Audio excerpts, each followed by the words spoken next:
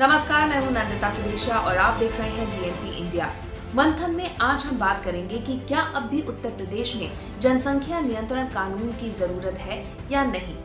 Bharatiya Janata party के लिए हमेशा से ही जनसंख्या वृद्धि दर एक बड़ा ध्रुवीकरण का मुद्दा रहा है।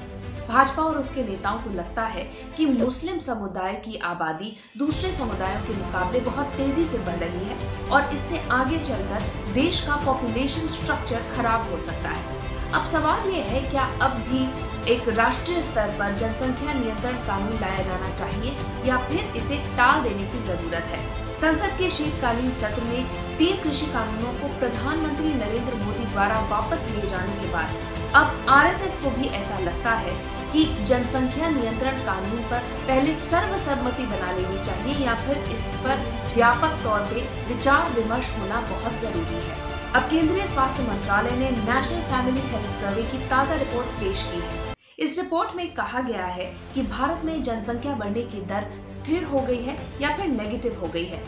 सर्वेक्षण में सामने आया है कि भारत के ग्रामीण इलाकों में प्रजनन दर 2.1% है और शहरी इलाकों में ये दर 1.6% है।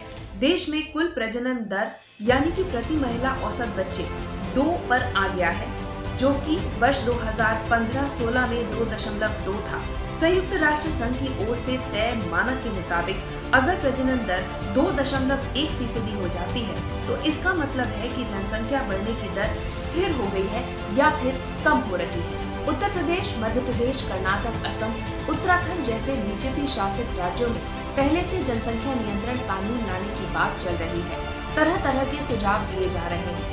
कहीं 2 से ज्यादा बच्चों वालों को चुनाव लड़ने से रोकने का प्रस्ताव है, तो कहीं नौकरियां, सरकारी सब्सिडी और दूसरी योजनाओं के लाभ से उन्हें वंचित रखने का प्रस्ताव दिया जा रहा है। ताजा सर्वे की रिपोर्ट ने जिन तथ्यों का खुलासा किया है, उसने भारत के नीति निर्माताओं को एक बार फिर सोचने पर मजबूर कर दिया है कि भारत जैसे देश में कानून लाकर जनसंख्या के बोझ को कम नहीं किया जा सकता। हमारे देश में लिंग अनुपात भी बेहतर हुआ है। अब हर 1000 पुरुषों पे 1020 महिलाएं हैं। नेशनल फैमिली हेल्थ सर्वे 5 की रिपोर्ट से ये सब खुलासे हुए हैं। आपको बता दें कि 11 राज्यों और 3 केंद्र शासित प्रदेशों में सर्वे कर ये रिपोर्ट तैयार की गई है। इन 11 राज्यों में उत्तर प्रदेश भी शामिल है, जहां बढ़ती जनसंख्या हमेशा से ही राज्य सरकारों के लिए चिंता का एक सबब बनी हुई है। इस रिपोर्ट में उत्तर प्रदेश में महिलाओं और बच्चों के स्वास्थ्य और जनसंख्या को लेकर भी कुछ आंकड़े पेश किए गए हैं। वैसे आपको याद होगा कि इस साल जुलाई में ही उत्तर प्रदेश राज्य विधि आयोग ने बढ़ती जनसंख्या पर लगाम लगाने के लिए एक बिल तैयार किया था। ये काफी सुर्खियों में भी बना रहा था। उत्तर प्रदेश देश का सबसे ज्यादा जनसंख्या वाला प्रदेश है और यहाँ पर अगले साल विधानसभा चुनाव भी होने वाले हैं। नेशनल फैमिली हेल्थ सर्वे किसी भी राज्य में प्रजनन दर, फैमिली प्लानिंग, मृत्यु दर, जच्चा बच्चा के स्वास्थ्य जैसे आंकड़ों को जुटाने के नजरिए से भी कराया जाता है। इस सर्वे के आंकड़ों से पता चला है कि उत्तर प्रदेश में पिछले 1 दशक में प्रजनन दर में कमी आई है। प्रजनन दर वो होता है कि एक महिला अपने जीवन काल में औसतन कितने बच्चों को जन्म दे सकती है।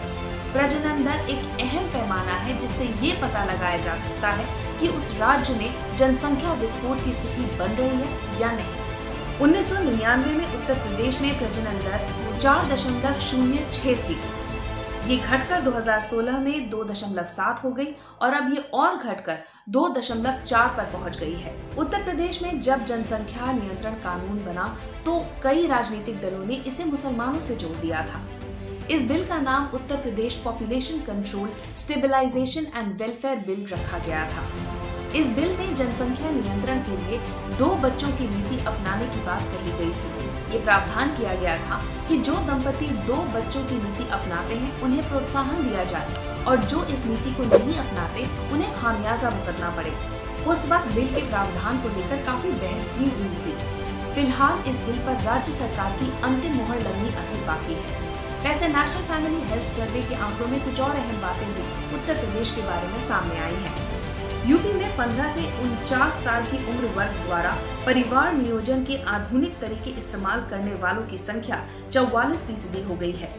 पूरे देश की तरह उत्तर प्रदेश का भी सेक्स रेशियो यानी कि लिंग अनुपात बेहतर हुआ है। पहले प्रति 1000 पुरुषों पर 995 महिलाएं थीं, लेकिन अब प्रति 1000 पुरुषों पर 1017 महिलाएं हैं। जन्म के समय लिंग अनुपात को भी देखें तो वो भी पहले के मुकाबले बेहतर हुआ है। नेशनल फैमिली हेल्थ सर्वे 5 के ज्यादातर पैमानों पर उत्तर प्रदेश के आंकड़े राष्ट्रीय औसत के आसपास ही हैं। हाँ, 18 साल से कम उम्र की लड़कियों की शादी के आंकड़ों के मामले में राज्य सरकार को थोड़ा और ध्यान देने की जरूरत है। उत्तर प्रदेश में अब भी 15.8% लड़कियों की शादी 18 साल की उम्र से पहले ही हो जाती है। हालांकि पिछले सालों के मुकाबले देखा जाए तो इस दर में भी कमी आई है। देश के कई और राज्यों में तो लड़कियों की स्थिति इससे भी ज्यादा बदतर है। बहरहाल ओवरऑल अगर देखा जाए तो देश में जो भी उपाय अपनाए जा रहे हैं उनके जो रिजल्ट्स हैं वो सकारात्मक ही हैं। ऐसे में अतिरिक्त उपाय करना या फिर एक कानून बनाकर जोर जबरदस्ती कर जनसंख्या को नियंत्रण करने से बेहतर होगा कि देश में शिक्षा और स्वास्थ्य पर जोर दिया जाए और जागरूकता बढ़ाई जाए। हमारी इस रिपोर्ट के बारे में आपकी क्या राय है, कमेंट सेक्शन में जरूर लिखिएगा। साथ ही अब तक अगर आपने हमारा चैनल सब्सक्राइब नहीं किया है तो जल्दी इसे सब्सक्राइब, लाइक और शेयर कीजिए। नमस्कार।